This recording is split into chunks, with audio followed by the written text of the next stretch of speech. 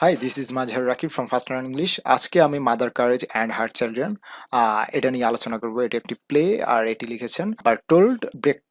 তিনি হচ্ছেন একজন জার্মান ড্রামাটিস্ট। সো আমরা এটার পার্ট ওয়ানে আজকে এটার থিম, ক্যারেক্টার সেটিং সহ কিছু বেসিক ইনফরমেশন জানার ট্রাই করবো। সো আর দেরি না করে এখন এই ভিডিওটি শুরু করা যাক। সো তোমরা দেখতে থাকো। আর পার্ট টুতে আমরা কিন্তু এটা সামারিটা আলোচনা করবো, সেটাও আমাদের ডেসক্রিপশনে বা আমাদের ইন্ড স্ক্রিন আইকন এগুলোতে তোমরা চেক করলে পেয়ে যাবা। সো আমরা ভিডিওটা শুরু করি। Mother Courage and Her children is a play written in 1939 by the German dramatist Bertolt Brecht. Here is a brief discussion of the characters, theme, settings in Bertolt Brecht's Mother, Courage and Her Children. So, এটা মূলত একটা play. এটা লিখেছেন 1939 সালে একজন German dramatist, যার নাম হচ্ছে বার্টোল্ড ব্রেক্ট। এখানে মূলত আমরা এটার ক্যারেক্টার, থিম, সেটিং এগুলোর কিছু ডিসকাশন দেখবো। প্রথমে আমরা এটার ক্যারেক্টারগুলো দেখি, যেমন মাদার কারেজ। মাদার কারেজ মূল নাম হচ্ছে আনা ফিয়ারলিং। তো উনার নাম এখানে মাদার কারেজ হিসেবে, সাহসী মা হিসেবে দেওয়া হয়েছে। আর এটা কেন দেওয়া হয়েছে এটাও কিন্তু আমরা দেখবো। কারণ এখানে একজন মা হিসেবে তার ফ্যামিলির প্রতি তার যে রেসপন্সিবিলিটি, তার ফ্যামিলি চালানোর যে একটা দায়িত্ব, এগুলো আমরা এখানে খুব ভালোভাবে দেখতে পাই। যেমন the central character of this play is Mother Courage. Her original name is Anna Fierling. Mother Courage has two sons and a daughter. তো এই সেন্ট্রাল ক্যারেক্টারই হচ্ছে এই মাদার কারেজ, যার রিয়েল নাম হচ্ছে আনা ফিয়ারলিং। তার দুটা সন্তান রয়েছে এবং একটা মেয়ে, ক্যাথরিন। ক্যাথরিন হচ্ছে তার ডাম্পড ডটার, কথা বলতে পারে না এরকম। Her original name is Kattrin, তার নামটাই ক্যাথরিন।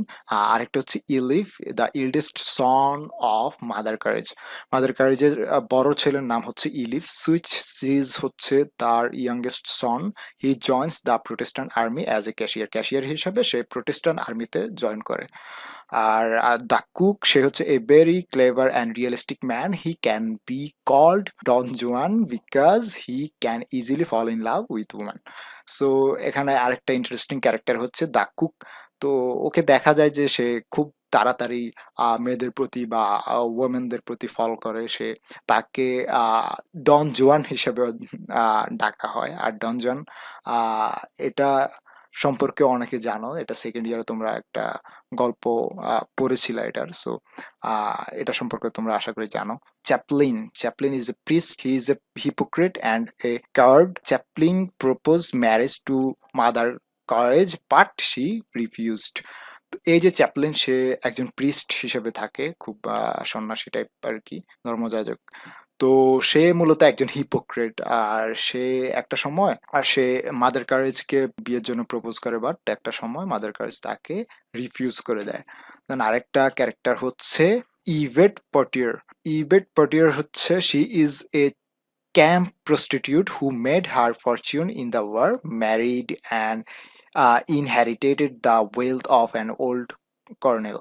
তো এই যে ইভেট, সে একজন প্রস্টিটিউট। তো সে এখানে দেখা যায় অনেকের সাথে সে রিলেশনে যায়, যুদ্ধের মধ্যে অনেক একটা ওল্ড কর্নেলকে সে মানে বিয়ে করে তার সম্পত্তির লোভে। তো এখানে এই ক্যারেক্টারটাকে আমরা দেখতে পাবো। সো আমি সামারিটাও এখানে মোটামুটি একটু সংক্ষেপেই আলোচনা করার ট্রাই করব। আর তোমরা সামারি বা এই প্লের বিস্তারিত আমাদের কোশ্চেন ওয়াইজ যেই কোর্স আছে বা ওগুলাতে তোমরা পেয়ে যেতে পারো। সো আরো ডিটেলস। সো আমি যতটা সম্ভব একটু ব্রিফ করার ট্রাই করব। সো এটা থিমটা একটু দেখি, ওয়ার অ্যান্ড ইটস কনসিকুয়েন্স। তো এটা একটা এখানকার থিম। এখানে যুদ্ধর 30 ইয়ার ওয়ার, এটা মানে 30 বছর যাবৎ চলা একটা যুদ্ধের পটভূমিকে কেন্দ্র করে কিন্তু এখানকার এই প্লেটা সাজানো হয়েছে। সো এখানকার এই যে ওয়ার অ্যান্ড ইটস কনসিকুয়েন্স, এই বিষয়টা কিন্তু এখানকার একটা অন্যতম থিম। আর একটা হচ্ছে সার্ভাইভাল অ্যান্ড ক্যাপিটালিজম। তো এটাও এখানকার একটা থিম। যেমন আমরা দেখতে পাই যে ক্যারেক্টারটা আছে মাদার কারেজ, সে তার ফ্যামিলিকে সার্ভাইভ করানোর জন্য, তার সন্তানদেরকে বাঁচানোর জন্যই কিন্তু সে এত স্যাক্রিফাইস করে, এত কন্ট্রিবিউশন তার।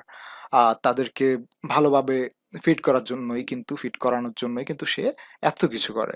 তো সে এই যুদ্ধের মধ্যে সে এত রিস্ক নিয়ে সে মানে ফুড সেল করে, ফুড সেলিং এর টাইপ বিজনেস এটা রান করায় মূলত তার ফ্যামিলিকে সে ভালো রাখার জন্য, সার্ভাইভ করানোর জন্যই। সো এই যে সার্ভাইভাল অ্যান্ড ক্যাপিটালিজম এখানকার একটা প্রিন্সিপাল থিম হিসেবে দেখি। দেন আরেকটা হচ্ছে মরালিটি অ্যান্ড কম্প্রোমাইজ, এটাও এখানকার একটা থিম। দেন এটার সেটিংটা হচ্ছে the play is set against the backdrop of the 30 years war which took place in Europe from 1618 to 1648। তো এটার যে সেটিংটা এটা মূলত 30 ইয়ার ওটার পটভূমিকে কেন্দ্র করে আছে। এটা ঘটেছিল ইউরোপের বিভিন্ন কান্ট্রিতে, যেমন পোল্যান্ড, জার্মানি এবং আরো কিছু পার্ট ইউরোপের। সো মূলত ইউরোপটাই এখানকার সেটিং হিসেবে ধরা হয় এবং সময়টা হচ্ছে কি 1618 থেকে 1648 সাল, প্রায় 30 বছর এই যুদ্ধটা হয়। আর ওখানকার একটা পটভূমিকে কেন্দ্র করে এই প্লেটি লিখা হয়। তো এটা হচ্ছে মূলত এটার মেইন সেটিংটা। আশা করি তোমরা কিছুটা হলেও বুঝতে পেরেছো। আর পার্ট টুতে আমরা এটা সামারিতে যাব। তো পার্ট টু তোমরা দেখতে আমাদের এই ভিডিওর ডেসক্রিপশন অথবা আমাদের ভিডিওর আই আইকন, ইন্ডি স্ক্রিন এগুলো চেক করলে তোমরা পার্ট টু পেয়ে যাবা। সো আজকে এ পর্যন্তই। আর ভিডিওগুলো কেমন লাগছে এটা তোমরা অবশ্যই কমেন্ট বক্সে কমেন্ট করে জানাও। কমেন্ট করতে মিস করো না, সেই সাথে তোমরা লাইক দাও আর পারলে তোমাদের ফ্রেন্ডদের সাথেও শেয়ার করো। সো আজ এ পর্যন্তই। টেক কেয়ার, টেক লাভ, টাটা।